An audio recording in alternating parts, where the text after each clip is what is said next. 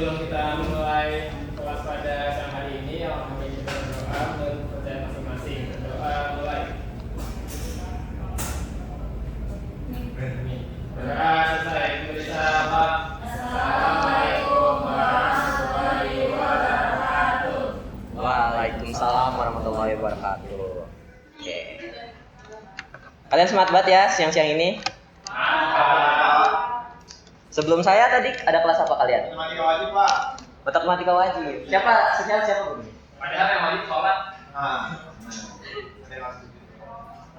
Yang wajib sholat ya. Sebenarnya yang wajib itu belajar juga termasuk wajib ya.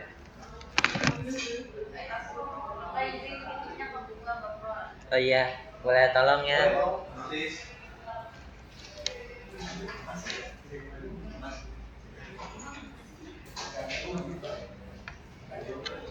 Oke, saya absen dulu ya. Saya absen. Gerald Ramadan, Hadir, Pak. Kayla Salsa, Hadir, Pak. Zahra Aulia, Hadir. Nazma, Hadir. Azarina, Hadir. Juan Alfredo, Hadir. Ainun Favita, Hadir. Rahma, Hadir, Pak. Ajeng Tias, Hadir, Pak.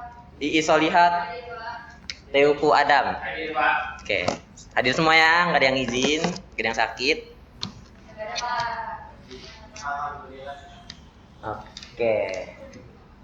Kali ini di mata pelajaran geografi kita bakal membahas tentang ada apa saja di bumi kita. Sebelumnya kalian tahu nggak bumi itu apa? Planet. Planet. Tempat tinggal kita. Itu bulan. Oke, bumi itu bulan. Nah, bumi ini adalah suatu planet yang tersusun di alam semesta kita, yang dimana bumi ini sebagai tempat kita hidup. Bener banget, bumi sebagai tempat kita tinggal. Di bumi ini ada berbagai macam isinya. Ada air, udara, tanah, makhluk hidup lainnya yang akan menunjang kita untuk keberlangsungan hidup kita sendiri. Nah, bumi itu bentuknya gimana? Tadi ada yang bilang bulat, bundar. Oke. Bulan, Pak. Ada yang mikir bumi itu rata? Ada mikir bumi rata. Orang yang kata ada flat earth. Iya, kata ada bumi. Ini Bapak ada tak? Ada ya teori-teori bumi datar. Cuma teori itu sudah dipatahkan.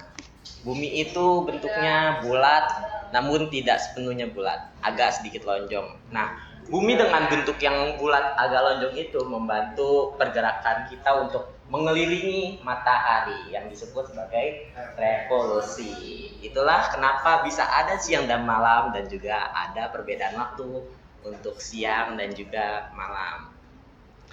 Nah, walaupun bumi kita ini bulat, bumi kita ini ada loh lapis-lapisannya. Nah, di lapisan bumi ini ada kerak bumi, mantel bumi, inti luar dan juga inti dalam. Nah, untuk hal ini nih, di dalam bumi kita ini ada berbagai unsur-unsur lainnya seperti air, udara, tanah dan lainnya. Nah, di sini ada air. Kalian tahu nggak sih warna bumi itu mayoritas dipenuhi warna apa? Biru.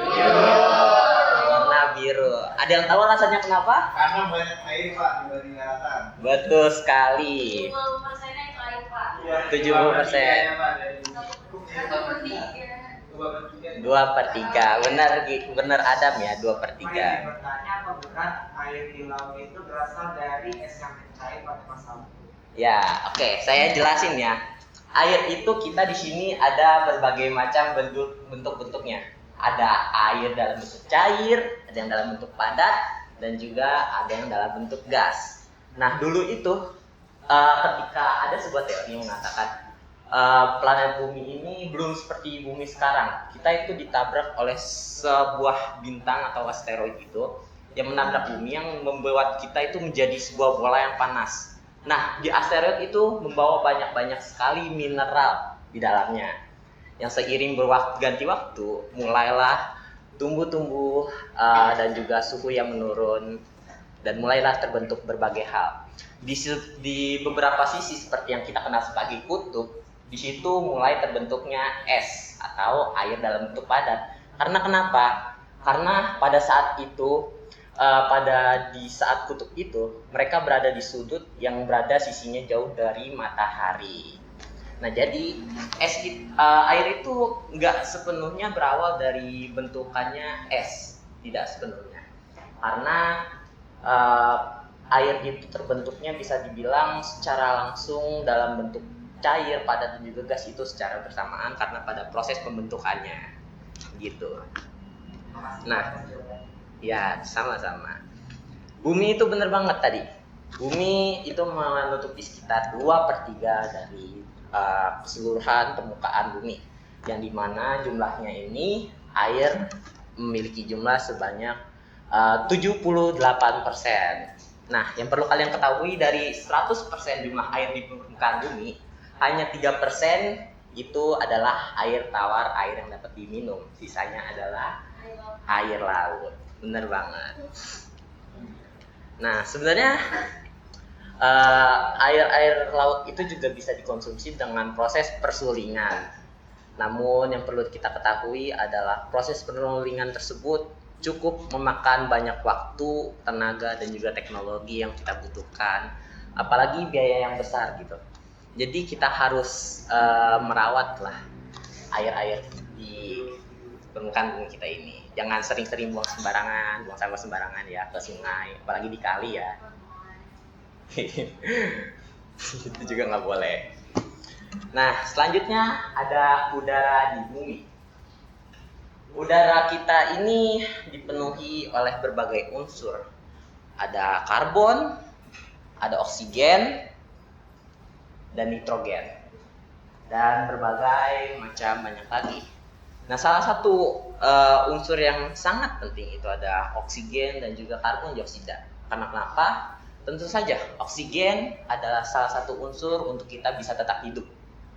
Kita butuh oksigen untuk tetap bernafas, dan juga tentu saja seluruh makhluk hidup membutuhkan oksigen untuk bernafas. Lalu untuk apa karbon? Kita bernafas mengeluarkan karbon. Karbon juga merusak lingkungan kita, merusak atmosfer kita, kan termasuk salah satu itu. Kenapa karbon juga penting?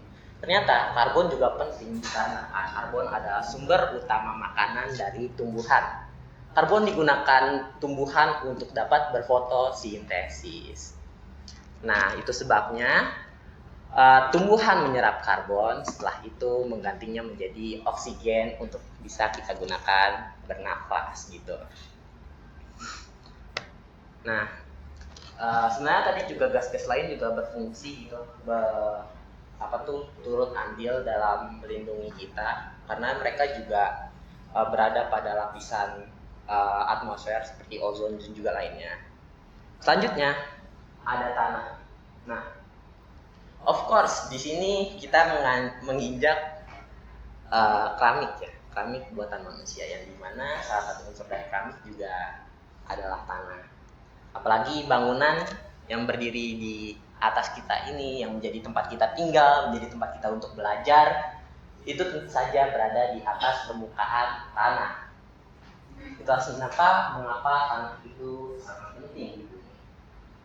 Di sisi lain juga tumbuhan itu tumbuh di atas tanah, walaupun teknologi sekarang itu sudah sangat maju ya. Ada yang tumbuh di kapas, ada yang tumbuh di tanah buatan dan juga lain sebagainya.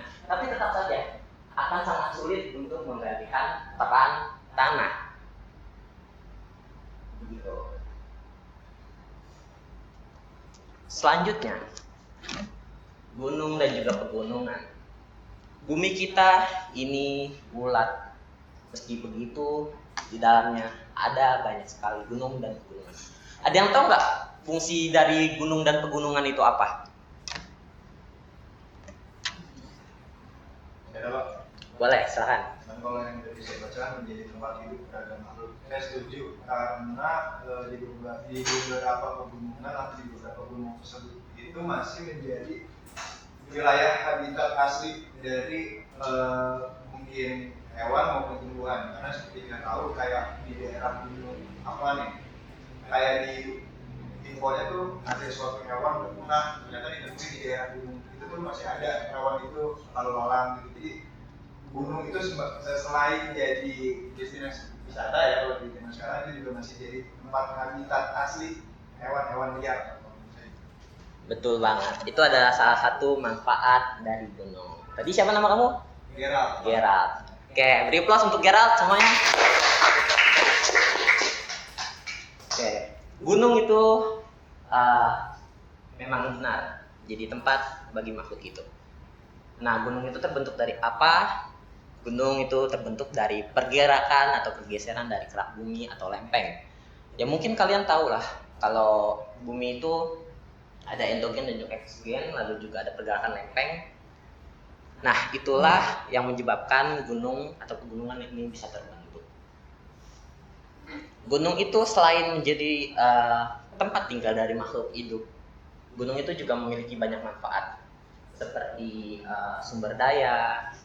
Kalian tahu lah kalau di gunung itu banyak sekali ditemukan mineral-mineral yang sangat berguna untuk kehidupan kita.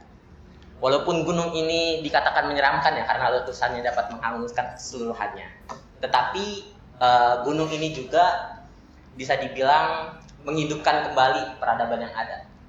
Karena kenapa?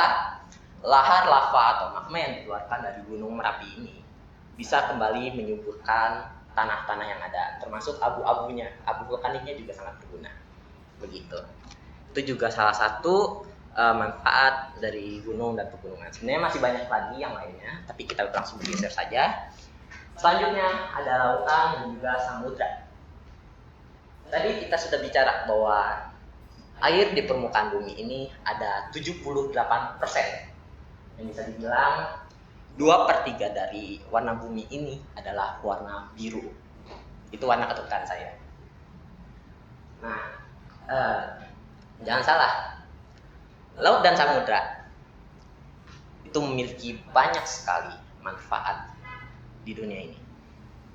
Meskipun kita tinggal pada di atas daratan, di atas tanah, tapi laut ini menyimpan banyak sekali sumber daya yang kita perlukan. Seperti ikan. Di sini ada yang suka ikan? Kenapa kamu nggak suka ikan? Suka sih kan, tapi nggak semua ikan. Nggak semua ikan. Durinya Pak, Mas. Ya benar-benar, dan sebenarnya saya waktu kecil pernah kalau dan duri banget. Habis. Buah amis. Tapi ada yang suka lobster di sini? Kayaknya mahal deh.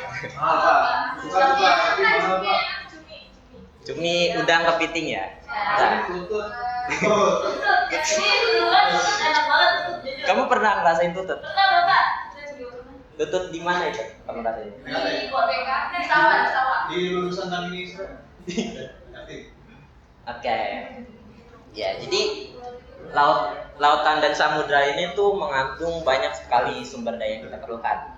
Salah satunya tadi sebagai makanan, yang dimana ada persediaan cadangan seperti ikan, rumput laut, tumbuhan lainnya, yang dimana itu akan sangat berpengaruh bagi sumber pangan kita.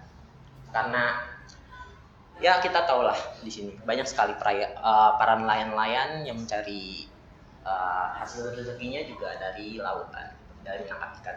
Selain dari menangkap ikan, maksud saya selain dari pangan, ternyata ikan yang kita makan juga, mereka kan tinggal di laut ya. Dan itu juga berpengaruh pada sumber tempat tinggal mereka. Kita tahu bahwa ikan seperti Nemo atau ikan batu, mereka tinggal pada koral-koral yang ada di sana. Untuk apa? Tentu saja di sana ada predator dan juga lain sebagainya. Jadi seluruh lautan dan juga isinya ini ternyata juga saling melengkapi. Ada banyak fungsi yang dimana sumber makan, sumber tempat tinggal hewan, makhluk hidup, lalu juga sumber mineral, lalu juga sebagai jalur transportasi tentunya. Tentu saja makanya dari itu lautan dan samudra kita ini harus kita jaga. Karena beberapa waktu lalu Bapak itu pergi ke sebuah pulau, itu Pulau Tidung. Waduh. Kemarin kan Bapak sama Susiana Ada rame-rame. Bapak melakukan penelitian di sana. Kalau tempatnya bagus ya Pak. Ya. Di saat menuju Pulau Tidung tersebut, Bapak menggunakan transportasi berupa kapal tentu saja. Itu akan melewati laut.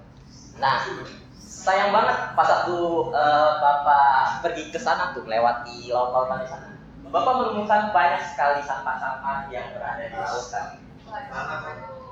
Ada banyak sampah plastik di sana. Bapak jelas banget melihat, apalagi di situ sampah plastiknya bukan sembarang sampah plastik. Ada sampah plastik berupa produksi minyak kayak bimoli. Nah itu kan bukan cuma pencemaran sampah plastik ya, tetapi juga termasuk pencemaran minyak di sana. Yang itu sangat berbahaya. Ada juga sampah deterjen kayak multo, terus juga sampah makanan. Ada tumpahan minyaknya juga nggak sih Pak? Soalnya kemarin saya lihat ada berita tumpahan minyak di sekitar laut itu sih Pak. Iya, tumpahan minyak juga banyak buat di sana. Saya itu pas waktu itu ya di Pulau Tidung kecil, saya pas banget itu lagi penelitian dan sekaligus ingin berenang. Pas waktu Bapak lagi ngubek-ngubek koral ya, Bapak kesundul sebuah botol kaleng yang ternyata itu adalah botol minyak. Nah, itu juga salah satu di sebuah pencemaran. Mungkin besok Bapak kasih lihat kepada kalian untuk untuk dokumentasi Bapak ya. Kalian bisa lihat-lihat juga lah, walaupun kalian tidak bisa pergi ke sana. Setidaknya kalian bisa lihat foto. Cuman itu besok saja. Iya, next time. Aduh.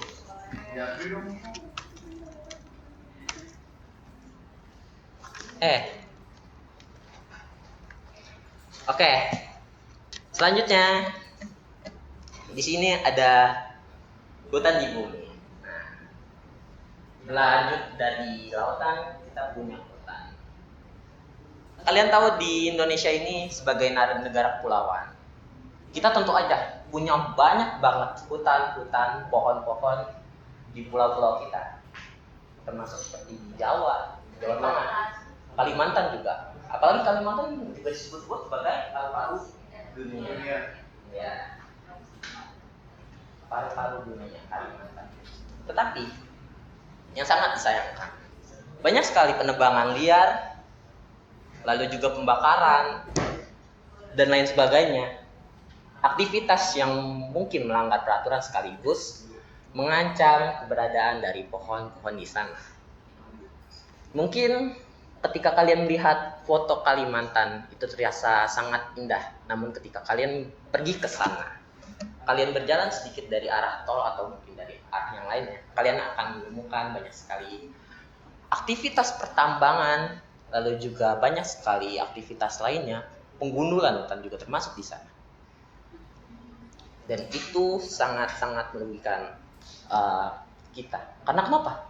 Ternyata hutan itu adalah salah satu sumber produksi oksigen terbesar di dunia juga. Tapi kalian tahu nggak, produksi oksigen di dunia terbesar itu juga ada dari hewan. Itu dari plankton, benar banget. Tetapi kita juga nggak bisa hanya berpusat pada plankton. Kita dari dulu mengenal bahwa oksigen diproduksi oleh pohon, yang dimana sebuah pohon itu tidak akan cukup untuk menghidupi jutaan atau bahkan miliaran makhluk hidup. Itulah kenapa kita memerlukan hutan. Hutan itu juga bukan hanya sebagai suatu sarana untuk menghasilkan oksigen, tetapi hutan juga sangat berpengaruh atau berperan penting untuk dapat menampung cadangan air. Kita tahu bahwa air tawar yang untuk diminum itu sangat sedikit. Itulah kenapa hutan itu atau pohon dia akan sangat berpengaruh pada tanah-tanah yang ada di sana. Ketika tanah subur, pohon juga subur, maka cadangan air yang di dalamnya juga akan sangat besar. Di sisi lain juga, hutan itu sebagai tempat tinggal bagi hewan-hewan di sana. Berlanjut pada gurun di bumi. Ada yang tahu gurun itu berada pada di mana kalau di bumi? padang pasir. Tahu lokasinya di mana? Di Mesir. Di Mesir, di wilayah timur.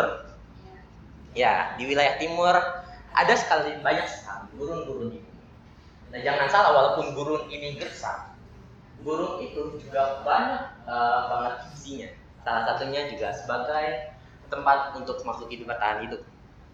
Lalu juga ada banyak sekali sumber cadangan minyak di sana, dan juga banyak sebagai lainnya. Kita lanjut. Setelah beralih dari lingkungan, kita mulai ke hewan. Bumi ini dihuni oleh berbagai macam jenis hewan. Ada yang di sini rumahnya melihara hewan? Ya. Apa? Kucing. Kucing ya. Tikus. Kecoa. Keren kalian melihara kecoa. Ya, hewan-hewan di bumi ini juga tentu saja banyak jenisnya. Ada yang hidup di darat, di laut, dan juga di udara. Walaupun dia tidak tinggalnya di udara ya. Nah, semuanya itu hewan-hewan ini berperan penting dalam keseimbangan ekosistem kita. Bisa dibilang tanpa adanya hewan-hewan ini mungkin lingkungan kita tidak akan seindah atau bahkan sesubur ini ya. Karena tentu saja ekosistem berperan penting yang dimana keduanya saling menguntungkan. Selanjutnya ada tumbuhan. Ya mungkin tumbuhan bisa sama seperti hutan tadi yang pohon sudah Bapak jelaskan. Berikutnya adalah manusia. Peran utama atau MC kita di sini. Main character manusia. Kalian manusia? Manusia Pak. Enggak mungkin makhluk dalam kan? Oke. Manusia ini adalah peran penting atau peran utama pada bumi. Karena kenapa? Manusia tentu saja kita mempunyai akal yang untuk dapat bisa memanfaatkan sumber daya yang ada. Bisa dibilang seluruh sumber daya seperti tumbuhan dan juga hewan adalah faktor pendukung untuk kita berkelangsungan hidup kita. Dan dimana meskipun kita sebagai peran utama, kita nggak bisa semena-mena untuk langsung memanfaatkan tumbuhan dan juga hewan secara terus-menerus ya, atau secara berlebihan. Kita tahu bahwa pohon atau hutan di bumi ini itu sangat banyak, tapi kita tidak bisa semena-mena langsung menebangnya keseluruhan. Kita nggak bisa langsung menggundul di seluruh hutan tersebut. Karena kenapa? Ternyata pohon-pohon itu juga butuh waktu untuk hidup. Dibanding dengan pohon, hewan juga termasuk. Kalian melihat burung yang indah, burung yang cantik. Kalian ingin sekali memelihara tersebut. Kalian pingin banget burung itu kalian sobek-sobek sayapnya lalu kalian tempel menjadi sebuah bingkai untuk kalian lihat pemandangan kalian ketika kalian sedang bangun. Itu adalah tentu saja sebuah kejahatan berat. Yang dimana ternyata aktivitas manusia sendiri juga berpengaruh besar pada kelangsungan hidup dari hewan-hewan. Banyak hewan yang punah bukan karena kejadian alam, tetapi karena aktivitas dari manusia. Itu sebabnya walaupun manusia disebut sebagai main character pada bumi ini, kita juga harus punya peran penting untuk dapat menjaga keseimbangan serta kelestarian dari bumi ini. Begitu. Oke, mungkin itu materi dari saya. Kita coba buat berlatih. Saya sudah menyediakan 2 buah pertanyaan simpel di sini. Sistemnya rebutan. Kalau yang benar, Bapak beliin mie ayam setelah pulang ini. Iya benar. Serius. Ini pertanyaannya gampang banget sih. Rebutan aja ya, angkat tangan. Oke, pertanyaan 1. Lapisan bumi yang kita tempati disebut dari bawah dulu, dari bawah. 1, 2, 3. Najma. Keras. Kamu? Dari inti mantel sama 1 aja.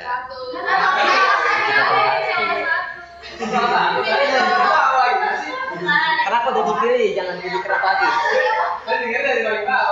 Kerak udah dipilih sama Najma, jangan pilih kerak lagi. Kamu apa?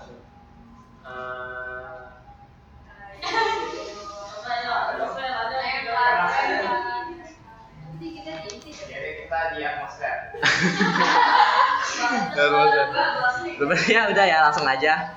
Jawabannya adalah kerak bumi. Oke, Nazma hadiahnya setelah ini ya. Sebenarnya ada lagi. Kita tidak, walaupun bumi ini ada atmosfer, tapi kita hidupnya di kerak bumi, bukan di atmosfer ya. Oke, sebenarnya ada banyak. Bapak ingin banget kita buat main di Kahoot dan juga lain sebagainya, tapi waktu kita udah menjelang sore. Tentu saja kalian pasti capek ya, dari apalagi dari mata pelajaran yang sebelumnya. Oke, jadi mungkin untuk games-gamesnya lagi seperti Kahoot dan juga sebagainya bakal Bapak adakan besok saja. Maka dari itu mungkin Bapak cukupkan materinya sampai di sini. Tapi Bapak ingin sekali kalian untuk membuat kelompok, untuk dibagi menjadi 3 kelompok, masing-masing kelompok ada 3 sampai 4 orang. Kalian tentukan saja sendiri. Yang dimana tiap kelompok akan menjelaskan tentang sebuah permasalahan yang ada di bumi ini, entah kerusakan alam yang berhubungan, tentu saja yang berhubungan dengan bumi kita ya, tentang berhubungan dengan alam kita ini, entah itu kerusakan alam, pemanasan global dan juga lain sebagainya. Kalian boleh milih salah satu dari materi tersebut, lalu kalian buat kelompoknya, lalu buat juga berupa PowerPoint-nya untuk dipresentasikan di esok hari. Untuk deadline-nya itu 1 minggu saja, karena minggu depan akan Bapak lakukan pembahasan ulang dan juga melanjutkan materi. Setelah itu mulai presentasi. Oke? Mungkin Bapak cukupkan saja. Ketua kelas boleh disiapkan. Oke, karena pembelajaran hari ini telah selesai, sebelum kita pulang, mari kita berdoa agar ilmu yang diberikan oleh Pak Adit bermanfaat bagi diri kita semua. Berdoa mulai. Amin. Berdoa selesai. Memberi salam. Assalamualaikum warahmatullahi wabarakatuh. Waalaikumsalam warahmatullahi wabarakatuh. Oke. Jangan lupa ya dikerjain.